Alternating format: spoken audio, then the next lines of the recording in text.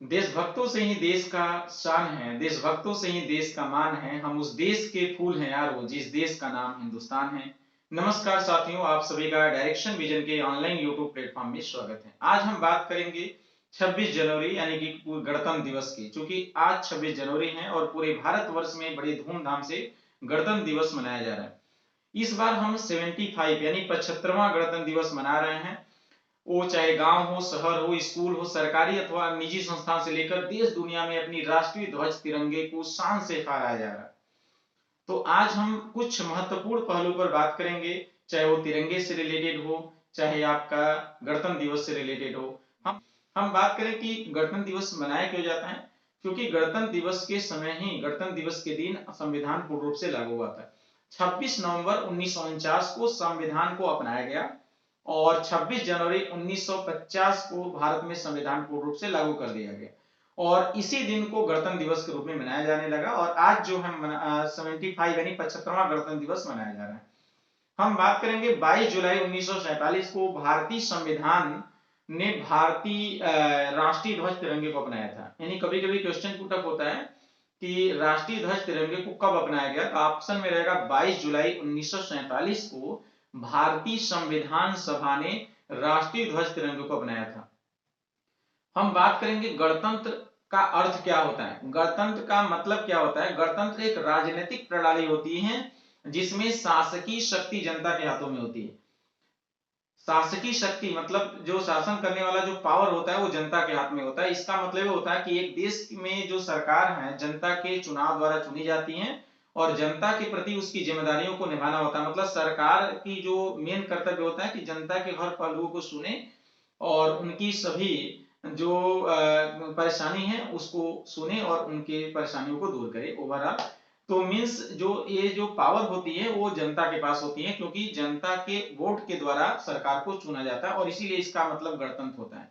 हम तिरंगे में कुछ संदेश देते हैं, तिरंगे जो होता है उसमें भी कुछ संदेश छुपा रहता है। हर जो तिरंगे में चाहे कलर से रिलेटेड हो, चाहे आपका तीली से रिलेटेड जो चक्र उसमें लगा होता है उससे रिलेटेड हो, उसका अपना एक खुद का थीम होता है। क्यों लिया जाता है हम उसकी बात करेंगे।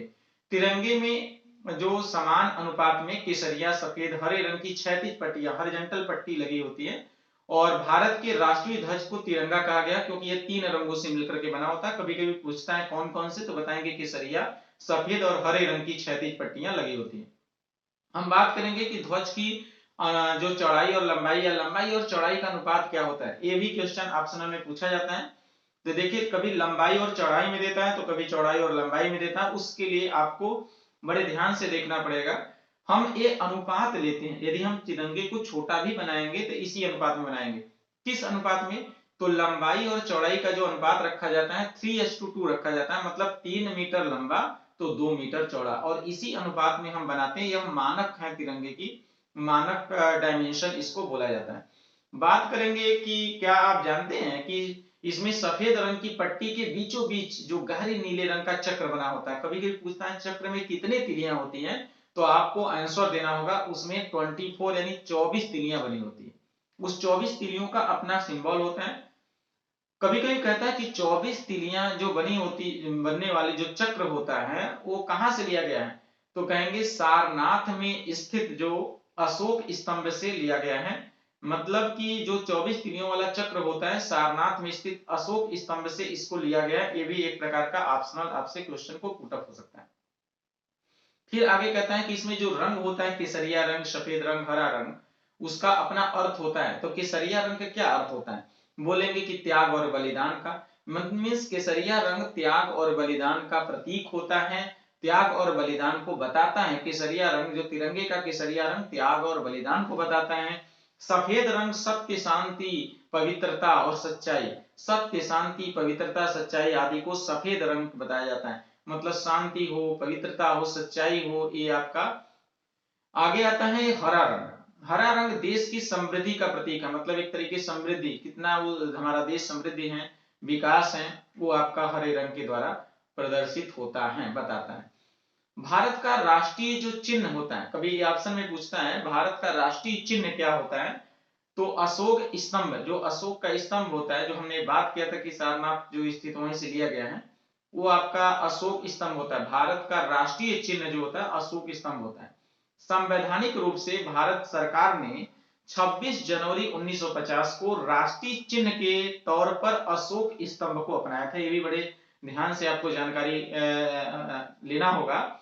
26 जनवरी मतलब आज के ही दिन 26 जनवरी 1950 को राष्ट्रीय चिन्ह के तौर पर अशोक स्तंभ को अपनाया गया था।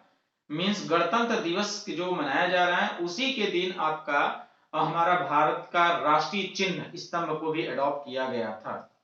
हम बात करेंगे कि भारत का राष्ट्रगान बहुत जन गण मन रविंद्रनाथ टैगोर द्वारा लिखा गया। कभी कभी पूछता है किसके द्वारा लिखा गया, बताएंगे रविंद्रनाथ टैगोर द्वारा लिखा गया जनगण मन को 24 जनवरी 1950 में भारतीय संविधान सभा द्वारा राष्ट्रगान को आधिकारिक रूप में मनाया गया था। मतलब 24 जनवरी 1950 को आधिकारिक तौर पर जनगण मन को राष्ट्रगान के तौर पर अडॉप्ट किया गया था। कभी कभी क्वेश्चन पूछता है कि कब अपनाया गया था, बताएंगे 24 जनवरी 1950। 26 जनवरी 1950 को नहीं, 24 जनवरी 1950 को इसको अपनाया गया था। और ये ध्यान देंगे किसके द्वारा लिखा गया, तो कहेंगे रविंद्रनाथ टैगोर द्वारा लिखा गया जनगण मन को 24 जनवरी 1950 को भारतीय संविधान सभा द्वारा भारत के राष्ट्रगान को आधिकारिक रूप में अपनाया गया था। कभी कभी ये पूछा जा सकता है कि इसको पहली बार कब गाया गया या पहली बार कहां गाया गया, तो इसे पहली बार 27 दिसंबर 1911 में भारतीय राष्ट्रीय कांग्रेस के कलकत्ता में आपका गाया गया था। ये आपका भी क्वेश्चन 1911 में 1911 में आपका ये गाया गया था कलकत्ता में पहला बार। भारत का राष्ट्रगीत क्या होता है, बताएंगे वंदे मातरम। भारत का राष्ट्रगीत क्या होता है, वंदे मातरम। कभी कभी कंफ्यूज होता है राष्ट्रगान और राष्ट्रगीत में, ध्यान देना। भारत का राष्ट्रीय पशु, कभी कभी क्वेश्चन करता है भारत का राष्ट्रीय पशु क्या है, तो बताएंगे बाघ है। भारत का राष्ट्रीय फूल क्या है, कहेंगे कमल का फूल है। भारत का राष्ट्रीय फल क्या है, कहेंगे आम है, मैंगो। भारत का राष्ट्रीय पक्षी क्या है, कहेंगे मोर है। भारत का राष्ट्रीय खेल क्या है, हॉकी है। भारत का राष्ट्रीय जलचर क्या है, डॉल्फिन है। भारत का राष्ट्रीय वृक्ष क्या है, देखिए ये बड़ा महत्वपूर्ण है, भारत का राष्ट्रीय वृक्ष बरगद का पेड़ है। भारत की राष्ट्रीय मुद्रा, ये सब लोग जानते हैं, रुपया होता है। भारत की राष्ट्रीय नदी क्या है, भारत की राष्ट्रीय नदी गंगा, गंगा एक पवित्र गंगा। भारत की राष्ट्रीय नदी गंगा को बनाया गया। भारत का राष्ट्रीय दिवस, ये सबसे महत्वपूर्ण ये भी होता है कि भारत के राष्ट्रीय दिवस कौन से हैं। कुछ लोग जानते हैं कि यही स्वतंत्रता दिवस और गणतंत्र दिवस भारत का राष्ट्रीय दिवस है, ऐसा नहीं है। गांधी जयंती को भी भारत की राष्ट्रीय दिवस के रूप में मनाया जाता है। भारत के राष्ट्रपिता किसको कहा जाता है, बताएंगे महात्मा गांधी को। भारत की जो राष्ट्रीय लिपि या आधिकारिक लिपि जो होता है भारत की, वो देवनागरी होती है, देवनागरी होता है। भारत की राजभाषा जो होता है वो हिंदी होता है, राष्ट्रभाषा हिंदी नहीं होता है। कहा जाता है, एक्चुअल में कहा जाता है कि हमारे जो भारत में जो भाषा है राष्ट्रीय भाषा, जैसे कहा था भारत की राष्ट्रीय नदी, उसी प्रकार से राष्ट्रीय भाषा नहीं है, ये राजभाषा है। कहने का मतलब है जो भाषा राजकाज अर्थात सरकारी कार्यों के लिए उपयोग की जाती है। भारत के संविधान के अनुच्छेद 343 के तहत हिंदी भाषा को राजभाषा के रूप में माना गया है। तो ओवरऑल कहने का मतलब भारत की राजभाषा हिंदी है, राष्ट्रभाषा हिंदी नहीं है। हम बात करेंगे कि पहले गणतंत्र दिवस के मौके पर कौन से मुख्य अतिथि हमारे देश में गणतंत्र दिवस के मौके पर आए थे, तो इंडोनेशिया के राष्ट्रपति जो हैं मुख्य अतिथि के रूप में पहले गणतंत्र दिवस के मौके पर भारत में आए थे, और वही परंपरा आज भी चला आ रहा है। आज 26 जनवरी है और आज पूरे भारत में बड़े धूमधाम से तिरंगे को फहराया जा रहा है। और इसी सिलसिले में हमारी डायरेक्शन विजन की ओर से आप सभी को गणतंत्र दिवस की ढेर सारी शुभकामनाएं। हम आपके साथ इसी डायरेक्शन विजन के माध्यम से कुछ इंपॉर्टेंट मुख्य बिंदुओं को डिस्कस करने के लिए जुड़े थे, और इसके लिए आपका बहुत बहुत धन्यवाद। आज के लिए बस इतना ही।